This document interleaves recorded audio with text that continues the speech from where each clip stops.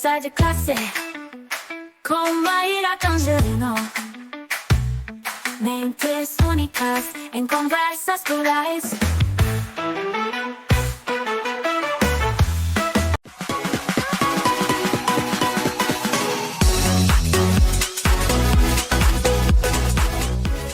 Olá, pessoal! Boas-vindas a mais um Conversa de Classe. E vocês já sabem que esse espaço nós mergulhamos de cabeça com pessoas que fazem a diferença na educação. E hoje a gente vai falar de um assunto que, além de estar presente nas escolas, eu acredito que também tem uma pitada de novidade aqui, porque não é todo dia que a gente consegue se encontrar com a pessoa que praticamente concebeu aqui um pouco, né, uma parte aqui do assunto que a gente vai falar.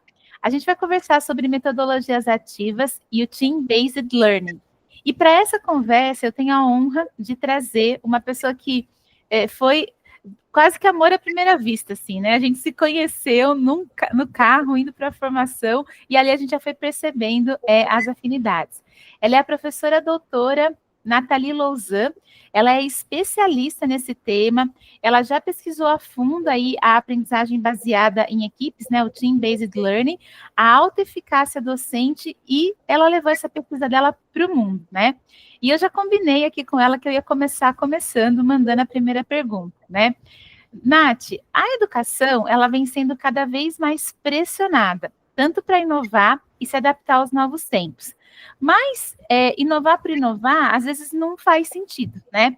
Eu gostaria de saber o que na sua visão, faz com que a metodologia ativa seja realmente transformadora.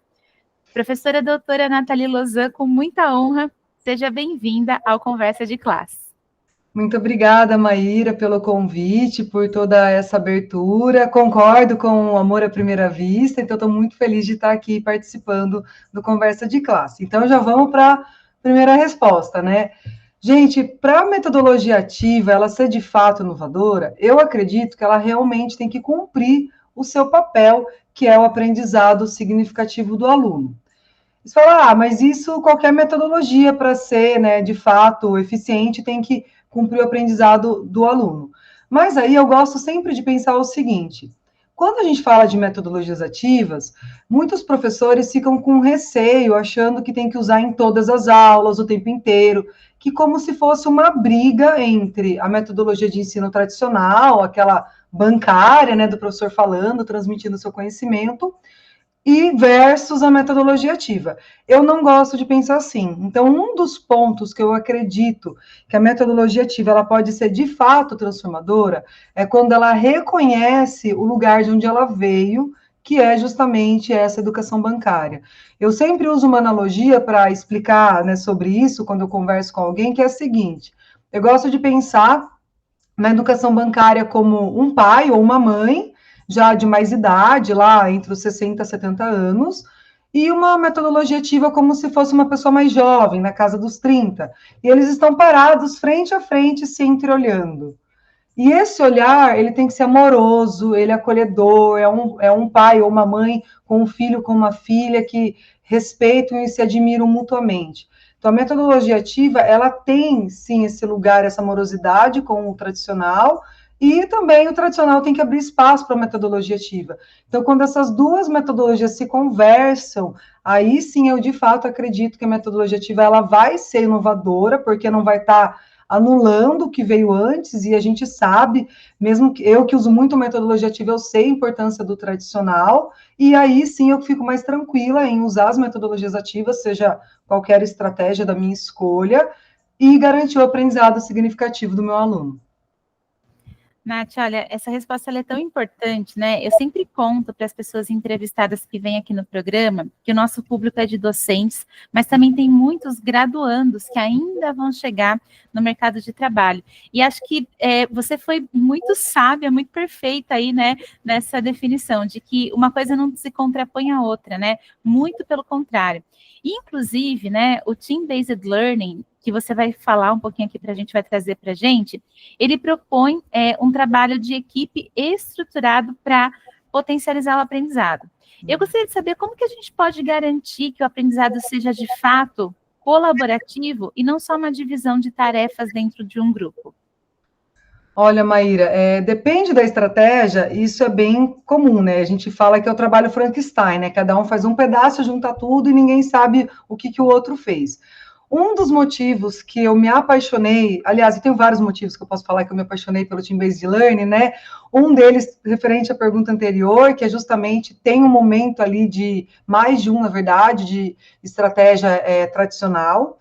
E uma outra razão é porque eu tinha muita dificuldade em trabalhar em grupos, até porque eu sempre tive, enquanto aluna, essa dificuldade, porque eu sempre fui muito controladora, então eu preferia eu fazer tudo e garantir a minha nota, do que largar na mão de alguém e a pessoa fazer meia boca a parte dela. E aí, se eu já tenho essa dificuldade, né, como que eu vou fazer o meu aluno superar isso, sendo que eu compartilho da visão dele, né?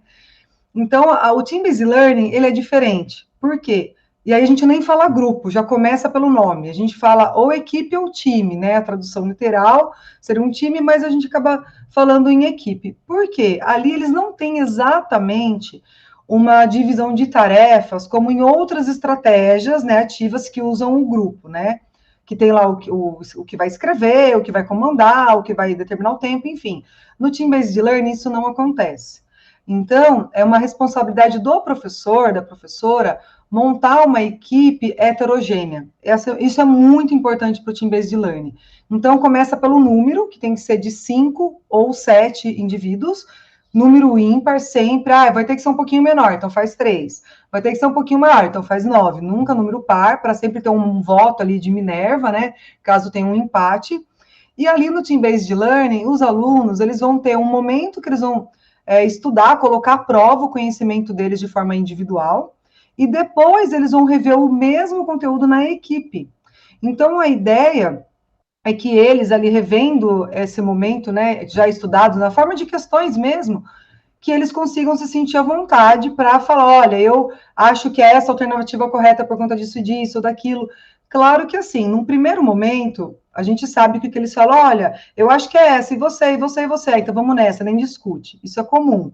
Mas é um primeiro momento. A partir do momento que os alunos eles vão se habituando à estratégia, eles já vão pegando o jeito, como que funciona. E eles, por si só, já percebem que dialogar entre eles vai acrescentar. Então, a importância da equipe heterogênea, ela é crucial para o Team-Based Learning, porque ali a gente tem alunos com diferentes níveis de aprendizado, que é essencial, porque a ideia é que um realmente aprenda com o outro, e também diferentes perfis, né?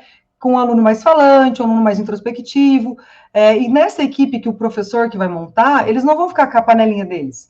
Então, tem gente que eles não gostam, e na verdade a gente nem é obrigado a gostar de todo mundo mesmo, mas tudo bem, mas a gente tem que respeitar as diferenças.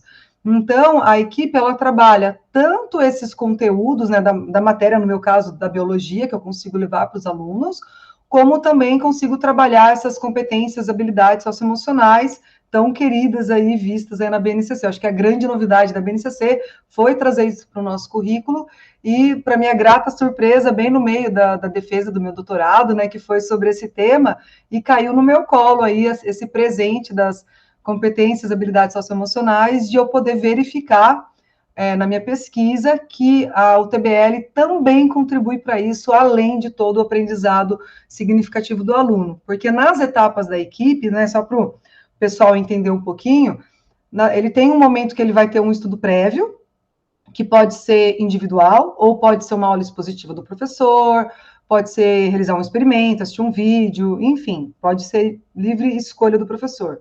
Vai ter um momento que ele vai testar o que ele sabe de forma individual, que ele vai responder um gabarito de questões de alternativa, de múltipla escolha, só que a forma de responder esse gabarito é um pouco diferente do tradicional, e depois ele vai responder essas mesmas perguntas na equipe. E aí, que é um gabarito como se fosse uma raspadinha. Eu pequei hoje que eu não tenho nenhum aqui, tá tudo no meu armário na escola.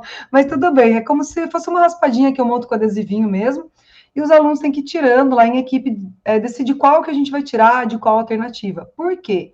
Porque os alunos, eles só passam para a próxima questão quando eles acertam a questão, que é encontrar uma carinha feliz. Então, eles podem, às vezes, tirar todos os adesivinhos, os 5 adesivinhos lá de todas as alternativas. E ele só vai passar adiante se ele encontrar a carinha feliz. Então, nisso aí a gente errou. E agora? Aí tem o debate, tem a discussão. Eu acho que é isso, eu pesquisei aquilo. E aí eles começam a aprender uns com os outros, né? Cada um ali um pouquinho, contribui um pouquinho para a equipe. E isso é muito legal, né? Porque eles já vão ter a resposta do exercício, já vão entender onde eles erraram, e vai até sobrar menos trabalho para nós professores, né? E no final ainda tem outras etapas, como um desafio, e por último uma autoavaliação, onde o aluno ele se autoavalia e avalia a equipe dele. Isso também acaba ajudando aí no desenvolvimento das competências, habilidades socioemocionais. Nath, eu achei muito interessante assim te ouvir, né? E você provocou assim uma série de gatilhos bons, tá? Em mim. E um deles, eu estava ontem conversando com uma amiga e ela falava assim: nossa, eu faço uma formação e eu termino a formação sempre muito cansada, né? E aí eu dei uma devolutiva para ela assim que ela precisava reparar um pouquinho o quanto ela fazia pergunta, ela respondia a pergunta, ela acertava a resposta e aí as pessoas claro que ela estava entregando performance, ela estava entregando conteúdo, porém, ela não conseguia entender, né, como que o envolvimento às vezes ficava mais baixo e o engajamento ficava menor. E você é uma pesquisadora, né, e você está contando para a gente aí o quanto os alunos se engajam, e quanto eles sentem que aprendem, quando eles estão ali ativos na metodologia, mas eu queria saber, assim, especificamente, o que você conseguiu descobrir, o que a sua pesquisa revelou sobre a autoeficácia docente? Como é que os professores eles podem se sentir mais confiantes para aplicar metodologias ativas, especialmente esses professores e professoras que não tiveram essa formação na trajetória deles? Olha, Maíra, eu refletindo sobre essa pergunta, eu penso que é o contrário. Se a gente ficar esperando a gente ter uma autoeficácia docente, para quem nunca ouviu essa palavra, autoeficácia docente é praticamente a gente ter uma autoestima ali em desenvolver o nosso trabalho. Não é um conceito novo, o primeiro autor que falou isso lá em 77, 1977, né, já é um pouquinho antigo, não sou eu que inventei essa palavra, mas é basicamente uma autoestima, né? Então, se eu ficar esperando eu estar com a autoestima alta, né? Tá esquisito falar autoestima alta, para desenvolver as metodologias ativas, a gente não vai fazer nada. E aí vem uma grande questão que eu acho muito importante, sempre que eu posso, né, quando eu dou uma palestra, dou uma formação de professores, eu destaco isso, que a autoeficácia, ela é um ciclo, tem que ser um ciclo vicioso do bem, onde nós alimentamos a autoestima dos nossos alunos e eles aumentam a nossa autoestima. Então, quando você leva uma estratégia como o Team-Based Learning para a sala de aula, por mais que a primeira vez seja caótico, porque você tem que explicar como funciona o gabarito, que é de apostar pontos, né, não é de xizinho, como que é a parte de equipe, monta a equipe, eles ficam bravos que não está comigo, enfim, é caótico, mas uma sala caótica nesse ponto é um caótico bom, né, você sai de lá meio atribulado, mas quando você faz isso, você vai ver o engajamento do seu aluno, em qualquer estratégia ativa, ou às vezes até mesmo numa aula expositiva que você vai lá com vontade da aula, né? O nosso aluno, ele sente quando a gente está feliz de estar ali. Então, quando você entrega tudo isso com vontade, você vai ter uma recepção melhor do seu aluno. Você vai ter um aluno engajado. Não tem nada mais lindo do que você preparar e você só está ali olhando, né? Entre aspas, descansando, né? E você está vendo lá o pau comendo o grupo, o pessoal lá na equipe, não, porque eu quero isso, quero aquilo, e tira o adesivinho, e quando eles acertam, eles comemoram, faz festa, coloca o adesivinho na testa, e eu saí de lá feliz, falo, gente, deu certo, eu atingi os meus objetivos, eles estão se divertindo, eles estão aprendendo, eles estão interagindo com colegas que talvez eles nem interagissem. E aí, é esse ciclo vicioso do bem, porque eu fiz algo para melhorar a autoestima do meu aluno, porque, usando o seu exemplo da sua colega, né, quando a gente oferece uma metodologia ativa, a gente está dando a oportunidade do nosso aluno ou do nosso professor em formação de ele se autodesenvolver, de ele pensar por si mesmo, para ele errar, para ele poder acertar. Então, é aquela tal da autonomia que é tão falada já, né, e cobrada na educação. E quando a gente dá isso na mão dos nossos alunos, principalmente os meus, né, que são adolescentes, eles se sentem valorizados. Olha só, eu sei alguma coisa, eu dou conta, a professora confiou em mim. E aí, com essa valorização, eles ficam melhores, mais sorridentes, mais participativos, aquilo faz mais significado, né, mais sentido para eles, e aí acaba me alimentando a minha autoeficácia. Então, eu sozinha, comigo, não consigo alimentar a minha autoeficácia, assim como nenhum outro professor. A gente depende do nosso aluno para a gente se sentir autoeficaz, assim como eles dependem da nossa confiança, da gente deixar o nosso ego um pouquinho de lado, parar, né, dar um pouquinho a voz para eles, a vez para eles também se sentirem aí com a autoestima lá em cima. Com certeza, dessa forma, o aprendizado vai ser mais significativo. Que mensagem poderosa, Nath. Amei ouvir essa sua fala, né? A gente está partindo aqui para a finalização, mas eu gostaria de te perguntar o seguinte, né? Os contextos educacionais, eles são diferentes e eles têm desafios diferentes. Você já viu casos em que o Team-Based Learning precisou se adaptar para funcionar melhor? E quais foram os ajustes aí que precisaram ser feitos, né, para essas diferentes realidades? Ó, Maíra, para começar, eu tive que mudar tudo para trazer isso para a educação básica, né? Não fui eu que inventei essa estratégia, ela surgiu no ensino superior, né? Nem foi aqui no Brasil, mas eu conheci enquanto eu fazia o mestrado, eu fiquei apaixonada porque ela é uma estratégia ativa que tem um quê do tradicional, como eu falei, né? Tanto no preparo como na resolução de questões. Ela é barata, porque a gente precisa de impressões apenas, adesivinhos para fazer, e um professor sozinho dá conta da sala inteira, porque quando eu fui conhecendo outras estratégias, às vezes eu falava, uma aula, uma sala de 45, eu não dou conta disso. Então, eu me apaixonei também por isso. E aí, mergulhei de cabeça, eu comecei a pesquisar Team-Based Learning, acho que em 2012, se eu não me engano. E aí eu falei, bom, do jeito que foi concebido, não cabe na educação básica, pelo menos não na educação básica do Brasil.